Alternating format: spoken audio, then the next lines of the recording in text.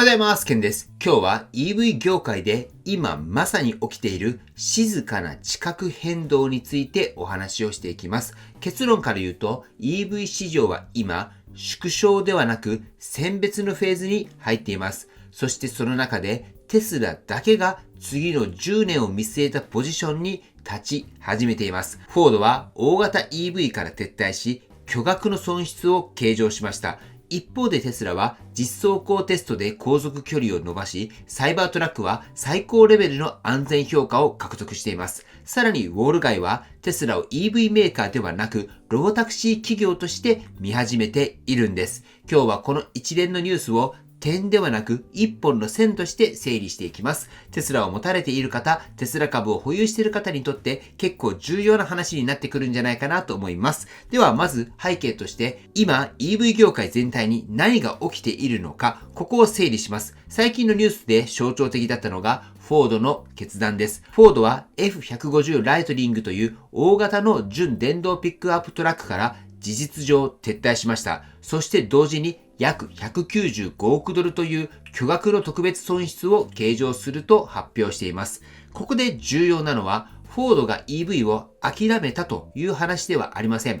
大型の純 EV は今のコスト構造では成り立たないと判断したという点です。多くの既存自動車メーカーはガソリン車の延長線上で EV を考え、同じ販売モデル、同じ開発思想、同じ収益構造で EV を作ろうとしてきました。しかし、現実にはバッテリーのコスト、重量、航続距離、充電インフラ、そして利益率、これらすべてが大型 EV では一気に重くのしかかります。その結果、フォードだけではなく世界中のメーカーが EV からハイブリッドやレンジエクステンダーに軸足を戻し始めているんです。ここまでが今の EV 市場の地面の部分です。ではその中でなぜテスラだけが違う動きをしているのでしょうか。ここからが今日の本題です。まず一つ目の象徴的なニュースがモデル Y スタンダードの実走行テストです。このモデルは EPA の交渉航続距離を実際の走行テストで上回りました。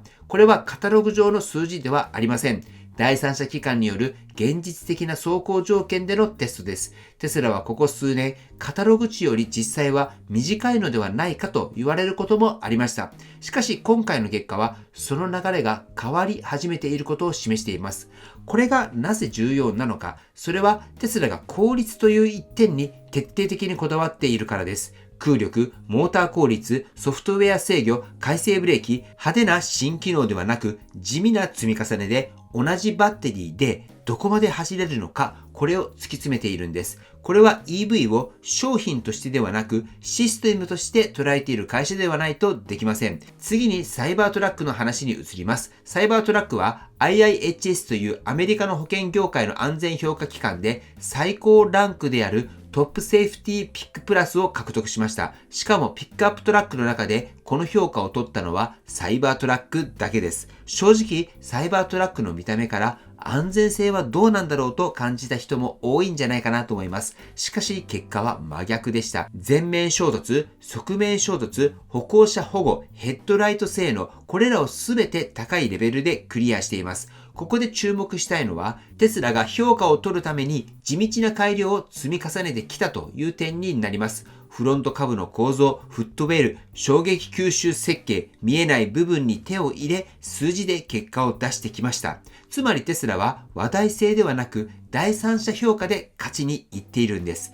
では、ここまでの話を整理すると、テスラは今 EV 市場で実力を証明するフェーズに入っています。ではなぜウォール街はさらに先を見ているのでしょうか。ここで出てくるのがロボタクシーというテーマです。モルガン・スタンレーをはじめとするウォール街のアナリストはテスラの価値を EV の販売台数ではなく FST とロボタクシー事業で評価し始めています。2030年代にはテスラが数十万台から100万台規模のロボタクシーフリートを自社で運営する可能性があるという予測です。この話を聞いてまだ先の話だと感じる方も多いと思います。ですが重要なのはいつではなくって誰ができるかなんです。ではなぜテスラだけがロボタクシーを実現できる可能性が高いのか、それが今回の分析ポイントとなります。第1に実走行データの量です。テスラは世界中の実車から毎日膨大なデータを集めています。第2に FSD を単なる運転支援ではなく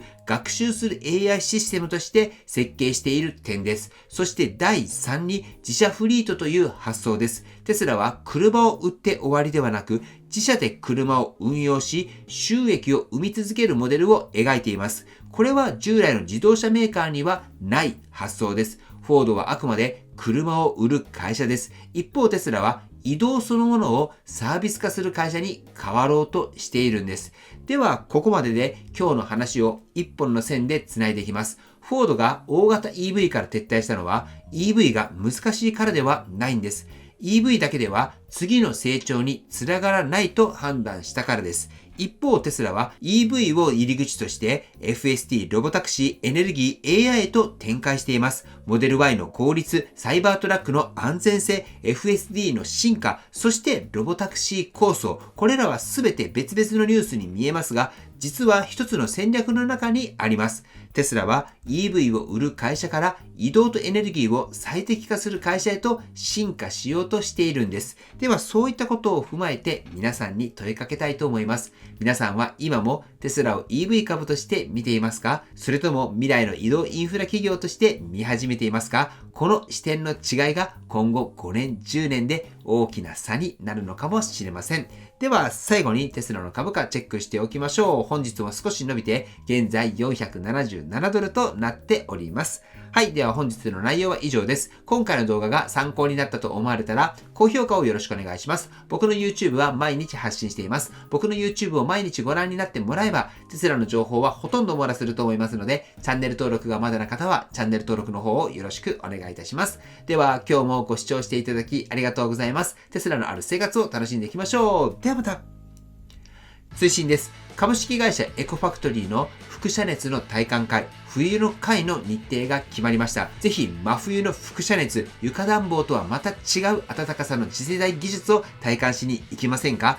ではエコファクトリーのエコウィンという輻射熱の装置ですけれども、こんな方におすすめということで、真冬のヒートショックが怖い方、逆に真夏の家での熱中症が怖い方、家の断熱性が悪くて夏が暑くて冬は寒いっていうこれをどうにかしたいと思っている方、または経営者の方でオフィスの空調をどうにかしたい、電気代が高くなってしまって困っている、そんな方におすすめです。去年一緒に行った人で体感された翌日に買われた方がいます。その方は両親の家に設置をしました。この理由も家が古くなり断熱性もない、また真冬のヒートショック、真夏の熱中症もエコウィンがあれば解決してくれると思ったからというものです。ぜひどんな感じなのか、こればっかりは体感しないとわからないです。参加された方皆さん口を揃えて言います。これは体感しないとわからないと。なのでぜひね体感をしてもらいたいなと思います。そしてその体感会の日程ですけれども、来年の1月23日金曜日、こちらはエコファクトリーの熊本本社で行います。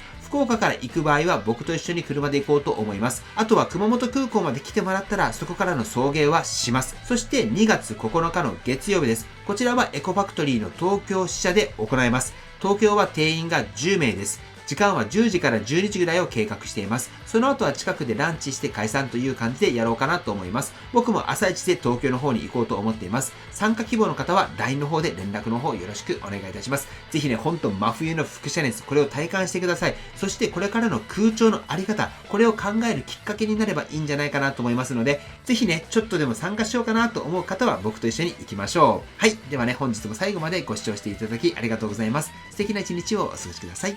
ではまた。